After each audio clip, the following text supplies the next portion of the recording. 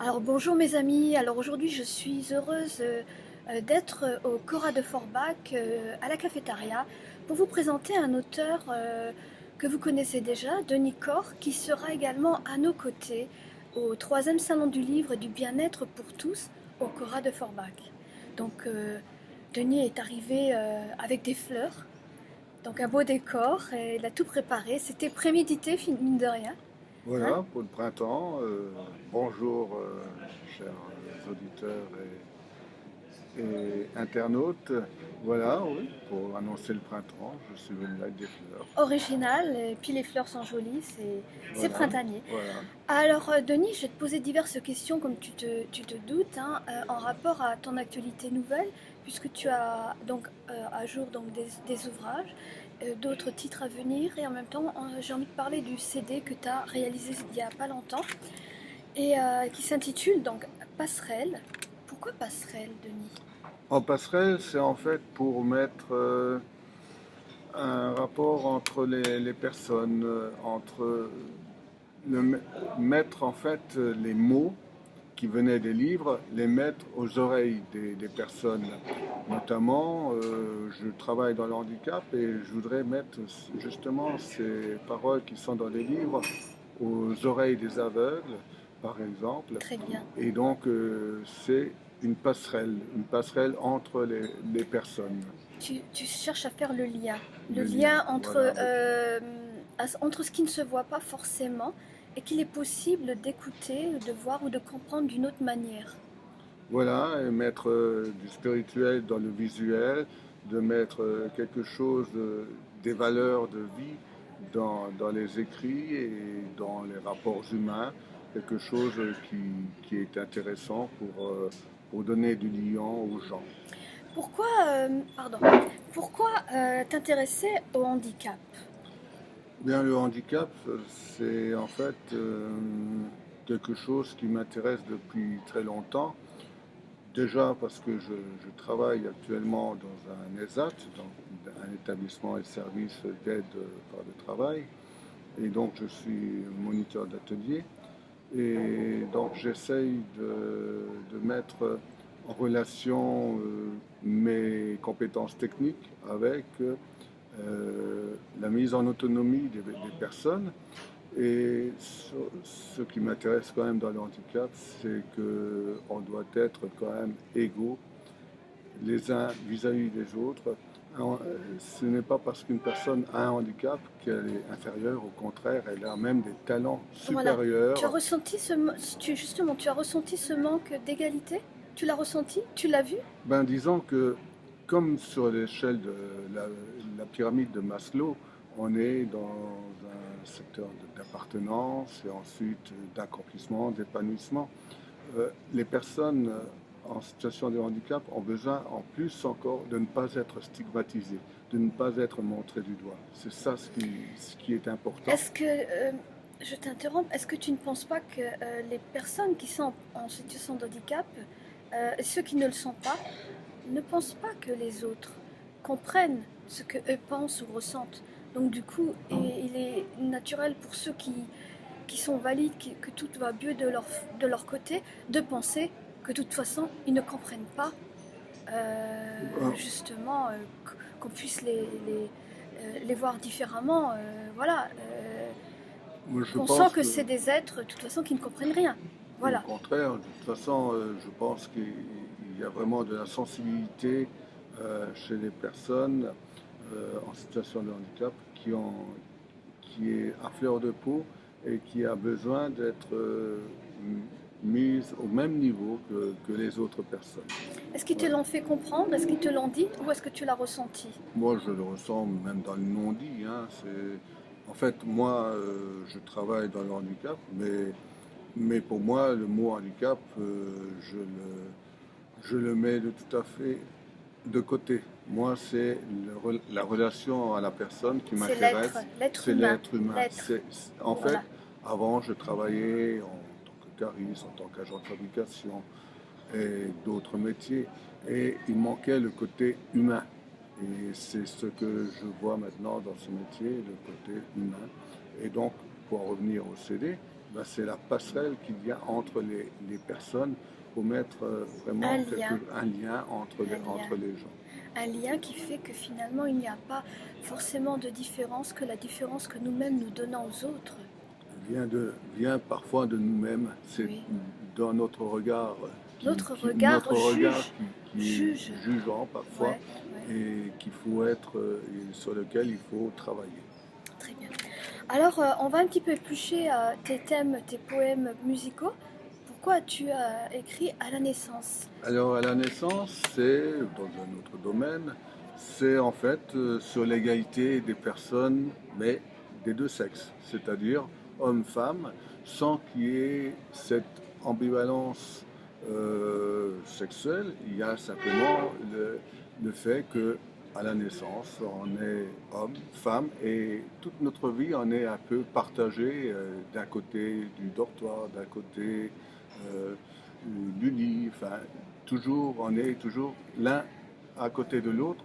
Et là, j'ai essayé de rassembler nos points communs et j'ai voulu montrer qu'on peut être sorti un peu de l'enfance et tout en restant toujours dans une philosophie de l'enfance, car dans l'enfance, il n'y a pas vraiment de sexualité, et justement, être Elle vient avec le plus, temps, elle vient elle se avec le temps, révèle. voilà, elle se révèle, mais elle peut aussi ne pas exister, il peut y avoir une amitié homme-femme, Voilà. simplement. Alors, est-ce qu'on pourrait dire que cette façon de voir les choses est peut-être un peu angélique? Comme on dit souvent, les anges n'ont pas de sexe. Voilà, tout à fait, oui. On peut Ben, dire ça. en venant ici, j'ai vu justement, j'avais la voiture et il y avait une personne une femme justement, qui faisait du stop parce qu'elle avait raté son arrêt. Et puis je l'ai pris en stop et je l'ai ramené un peu plus loin. Et en sortant, elle m'a dit, vous êtes un ange. Alors Bah, ben tu vois, voilà, c'est beau. voilà. Mais tu n'as pas eu peur de prendre une femme en voiture? Non, pas Avec du tout ce tout. qu'on entend, l'actualité? Non, non, pourquoi non? Moi, justement, cette actualité-là sur ce qui s'est passé aux États-Unis ou sur une impression justement qui vient de ce qu'a fait les hommes depuis Cro-Magnon, quoi. Hein. C'est en fait une supériorité de l'homme par rapport à la femme. Moi, je ne suis justement, pour revenir au handicap, moi je suis pour l'égalité et peut-être même que c'est la femme qui est supérieure à l'homme. Car en fait, Dieu a d'abord fait son brouillon et puis après il a fait son chef-d'œuvre, non? Super. Euh, Mon premier maître d'école. Alors là, tu m'avais raconté une anecdote. Peux-tu nous en dire un peu plus sur ton premier maître d'école? Alors mon premier maître d'école, c'est Gérard Sido, donc qui est en fait mort au même temps que la messe d'enterrement de Cabu. Alors c'était au moment des Sacrée attentats période, hein? de Ouais. 2015. Voilà, et j'ai fait une petite corrélation entre les deux, justement, en finissant sur la marche républicaine des petites Malala et des petits Charlie. Donc justement pour faire réfléchir et pour montrer que justement l'éducation c'est ce qui est le plus important au-delà de l'argent, au-delà même du travail. C'est de devenir un homme, devenir une femme, c'est de devenir meilleur que ce que l'on était et que l'on peut vraiment le faire par le livre. Oui. Faire sortir le livre pour le faire en CD, c'est déjà une manière Pardon. de faire. C'est déjà une manière de faire. Et puis dans la vie de tous les jours, donc apprendre toujours un peu plus. Oui. Et on vient justement de l'école, et c'est Au l'école, maître d'école. le maître d'école qui nous apprend à apprendre. Toute notre vie, nous apprenons et nous n'avons jamais fini d'apprendre. De toute façon, jusqu'à la fin de notre vie, nous découvrons également. Mais c'est vrai que cette vie est une école, notre école d'apprentissage, pour nous améliorer ou pour empirer finalement. Qu'est-ce que tu en penses?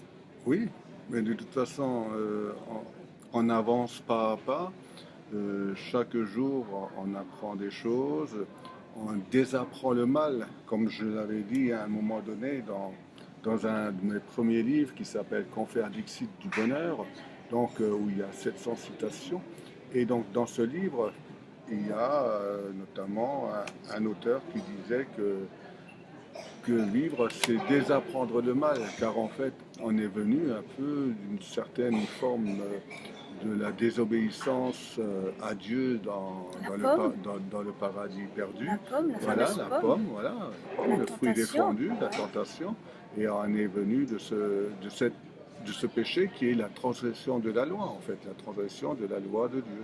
Et donc, on est venu de là et on est tous les jours à désapprendre le mal et à s'améliorer, à acquérir des connaissances qui nous bonifient pour être meilleurs vis-à-vis des autres, vis-à-vis de soi-même aussi, car la première des choses, c'est de s'aimer soi-même pour pouvoir aimer son prochain comme soi-même. Plus on peut s'aimer haut, plus on peut donner à l'autre. Et la plus belle femme du monde ne peut donner que ce qu'elle a. C'est certain. Mais en même temps, j'avais quelque chose à te dire par rapport à ce que tu as exprimé. Et j'ai perdu le bout du fil et c'est dommage parce que c'était... voilà. Est-ce que tu penses que nous sommes venus pour nous racheter? Ah, peut-être, mais en tout cas, nous avons quelqu'un qui est venu dans le monde pour nous donner une chance de vivre éternellement et de vivre bien et de vivre heureux. C'est De pour montrer qu'il est moi, possible de changer les choses justement. oui, et on peut toujours avoir la rédemption et on peut toujours se reconnaître dans le Fils de l'homme qui est venu il y a 2000 ans et croire en sa résurrection. J'ai par exemple dans le CD un poème qui s'appelle Retour du printemps. Donc le printemps, il est là, sous vos yeux. Et donc Retour du printemps, justement, ben, c'est à l'époque où Jésus est mort, mais ressuscité. Et donc, c'est la résurrection du Christ. Et si justement, par exemple, on peut condamner Judas, mais Judas, s'il n'avait pas appliqué sa façon de faire, ben, Jésus ne serait pas devenu le Christ. Et si Jésus est devenu le Christ, c'est pour nous donner une nouvelle vie pour la rédemption par rapport au premier Adam qui était... Un rachat par rapport à la fameuse faute, un rachat, on peut dire ça, nous racheter par rapport à cette fameuse faute et une possibilité pour tout le monde, d'une certaine manière. Voilà, tout à fait, oui.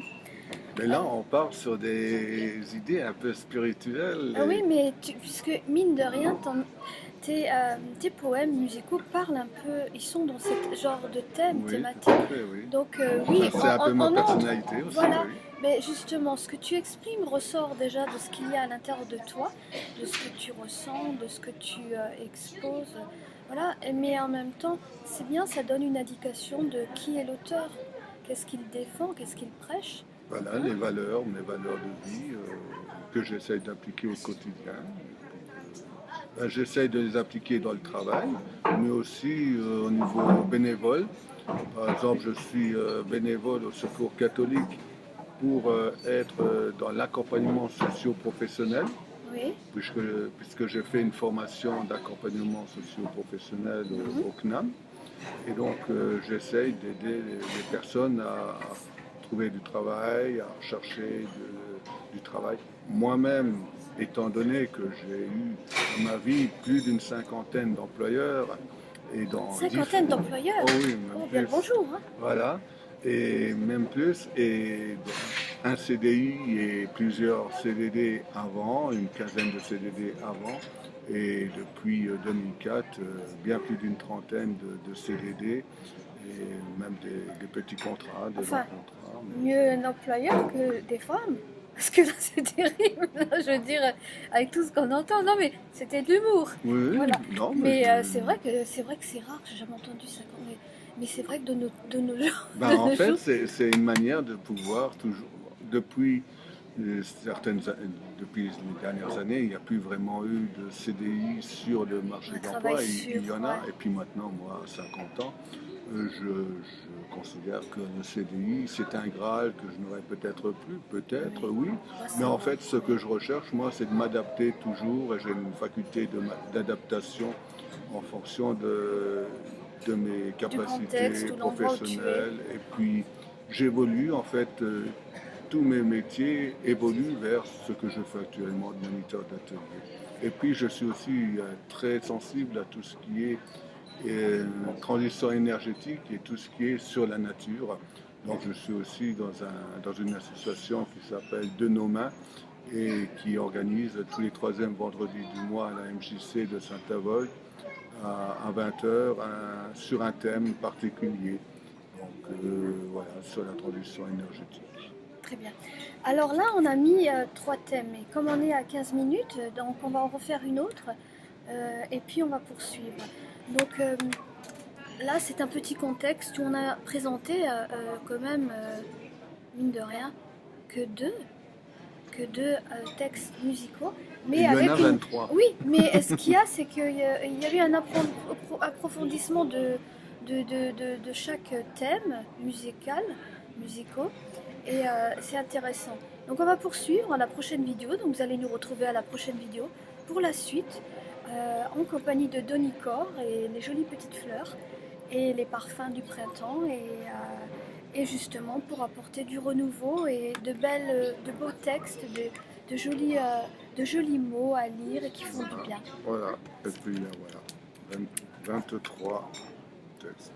Et puis avec justement un tableau de Hervé Sido, qui est le fils de Gérard Sido, le premier maître d'école. Ok, ben dis donc. Voilà, à bientôt. Bye bye.